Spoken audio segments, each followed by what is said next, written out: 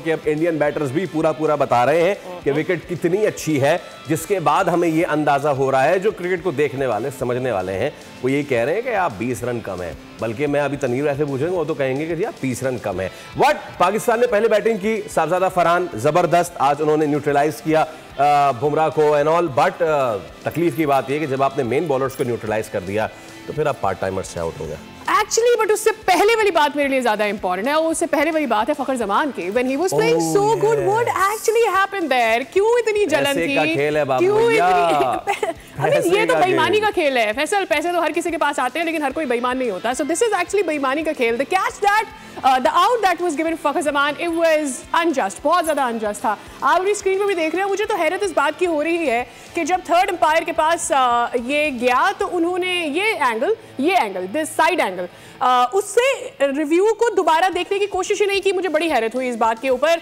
जैसे ही उन्होंने ये कहा कि क्या आपके पास मुझे दिखाने के लिए कुछ और है, तो उनको ये एंगल दिखा दिया गया। अब इस एंगल पर जब बॉल आगे बाउंस होती हुई दिखाई दी तो उन्होंने फौरन कह दिया, मुझे लग रहा है कि बॉल ग्लव्स के अंदर आ गई थी। सो दिस वाज, जिसे हम कहते हैं ये बेईमानी नहीं है, ये बेईमाना है। It was so big. इसके साथ ही मेरे ख्याल में हम अपने पैनल की तरफ भी जाते हैं। हमारे साथ मौजूद है तनवीर भाई, उनके साथ मौजूद है फवाद भाई। तनवीर भाई, ठीक है, पाकिस्तान में भी not as good as a team, paper के ऊपर हम बात पहले से भी कर रहे हैं, बट बेईमानी तो मत करो ना। आज अच्छा कर रहे थे, आपने फखर जमान का गलत आउट दे दिया। देखिए, मैं ये समझता हूँ कि बहुत ज्यादती हुई, गलत हुआ।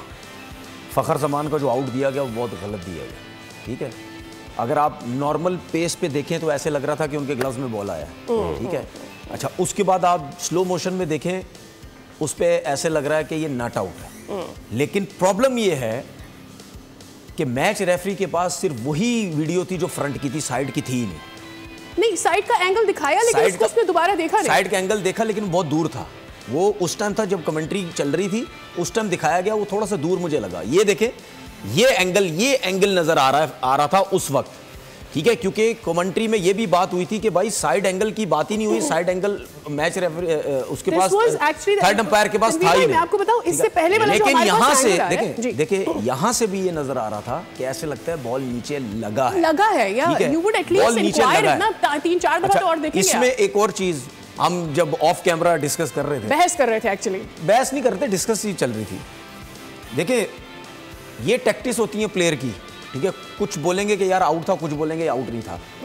ये प्लेयर्स की टैक्टिस होती हैं। उसने, अब कुछ लोग होंगे जो संजू सैमसन के अगेंस्ट जाएंगे कि यार ये क्या, ये कौन सा क्रिकेटर है, जब आउट नहीं था तो आपने अपील क्यों की? उसने अपील की, ठीक है, लेकिन उसके अपील करने से अंपायर ने आउट नहीं दे दिया।